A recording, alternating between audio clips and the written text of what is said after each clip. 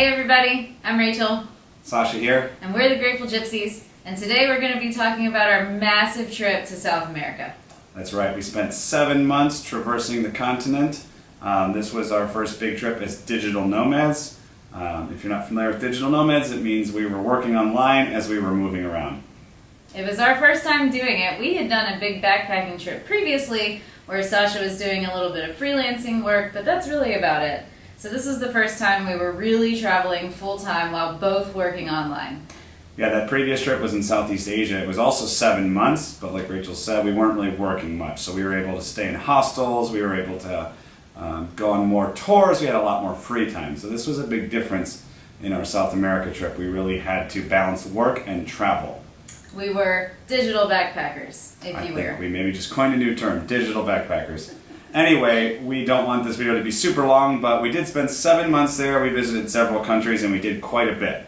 So the purpose of this video is just to give you a general overview of where we went and an idea of how long we spent there. Today we'll just go through our itinerary, where we visited, how long we spent there, a little bit about what we did, and we'll share some tips for how we managed to get around South America. So Rachel, start us off with where we went first and why. Alright, so let's dive in. First we went to Colombia, and the reason we went to Colombia first was mostly because of flight prices.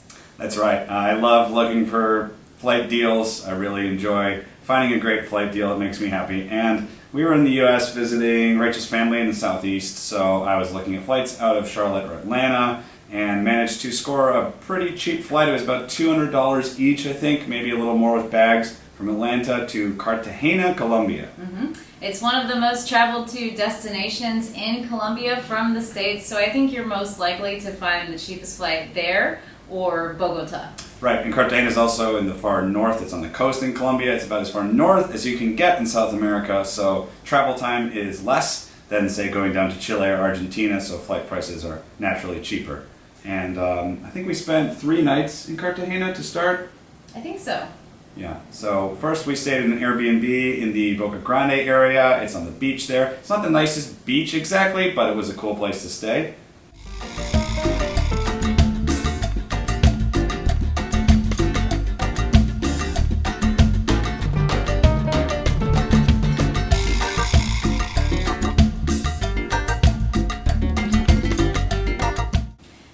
Yeah, I mean, it was great being right on the beach. Cartagena is a really cool city. The old city is a walled city, so that's where you're going to find all of the old architecture and a lot of the restaurants and bars.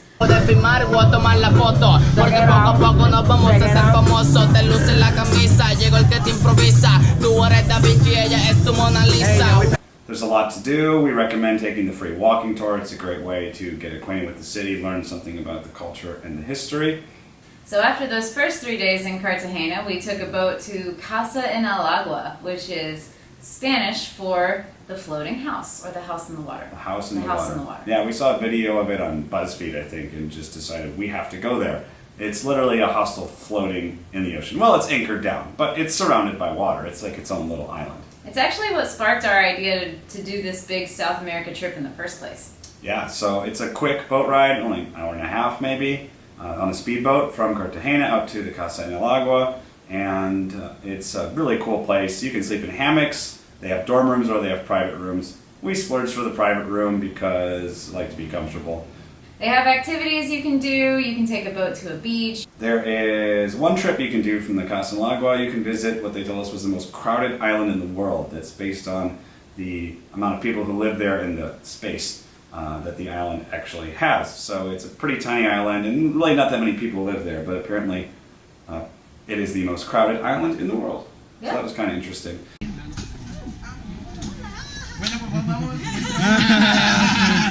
And other than that, we just kind of hung out, right?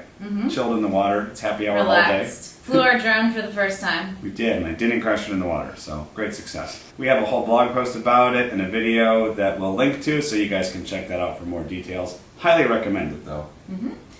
And then we went back to Cartagena and stayed in the Getsemani neighborhood. That's a really cool area, full of street art, lots of backpacker joints there, so it's a pretty cheap place to stay.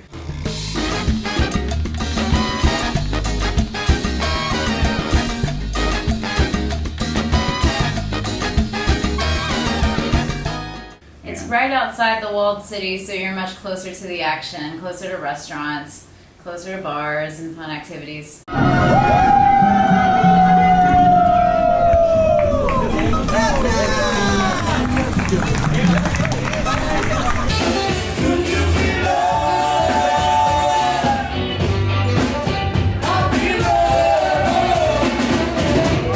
And then from Cartagena, we went to Bogota and stayed in the capital for a few days. Yeah, so we actually just flew down from Cartagena to Bogota. Domestic flights are quite cheap in Colombia, and we got an Airbnb called the Man Cave for a week in the Colombian capital. Sasha's favorite Airbnb. It's so cool. Maybe ever. We're going to show you some clips of the Man Cave. We'll also link to that if you guys want to check it out.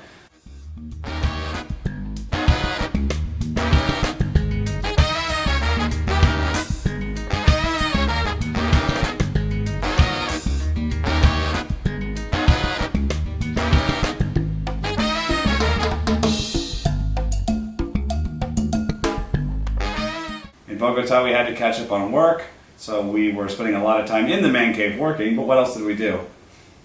We climbed the mountain and checked out the views of the city from the top of the mountain. We did a walking tour. Actually, we did a couple walking tours. There's the general free walking tour, and then there was a graffiti tour, which was specifically about street art. It was really cool. Got to know a lot about the different pieces and the artists who put them together. Yeah, that was great.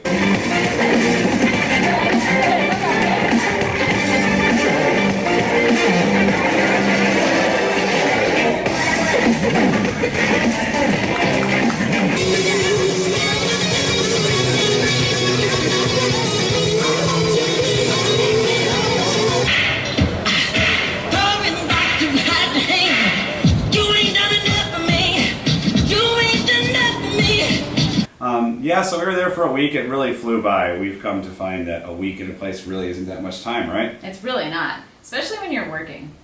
It really just, it flies right by and then all of a sudden the time's finished. But then we took the bus to Medellin.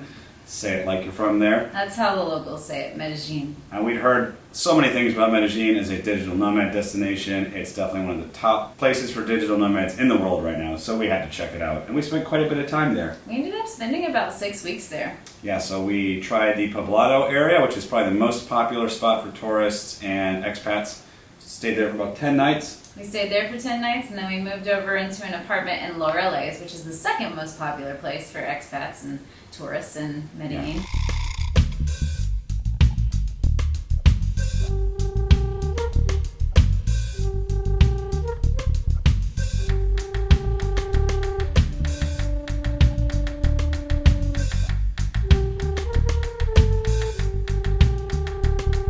We stayed there for a month, and I liked them both. I kind of enjoyed Laureles more, personally. I don't know about you. I like them both. I mean, Poblado has more opportunities for different kinds of food, but... More nightlife, for sure.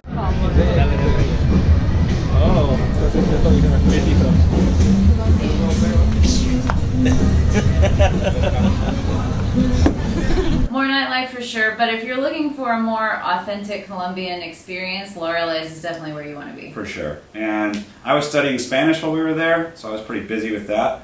What were you doing while studying Spanish? I was going around visiting different cafes and co-working spaces while working on the blog. Yeah, and in our free time we managed to do quite a bit. We did some hikes, we checked out some museums, we did some more walking tours. I went to a football game, that was a lot of fun. Medellin's a really cool city. It is a really cool city. We basically just tried to live the expat life for about 6 weeks. Yeah, and then we did do one side trip out of Medellin. We went to Guatape. Guatape is a really cool town, about 2 hours or so from Medellin. There's a big rock there that you can climb. Really big rock. And get amazing views of the surrounding areas. Even better views when you fly your drone. Yeah, and we did a boat tour there. We went to Pablo Escobar's former mansion on a little island there, and it was bombed out, and it's now kind it's of a like a museum. paintball course. We didn't do the paintball. Colombians are not too keen on it, just FYI. But they would like for all of the hype around Pablo Escobar to go away. Yes, but the boat trip was interesting. It was very scenic. The boat trip was beautiful. And Guatape was a cool getaway from the city. So that was it for Colombia. We spent about 2 months there in total. And from Colombia, we flew to Ecuador.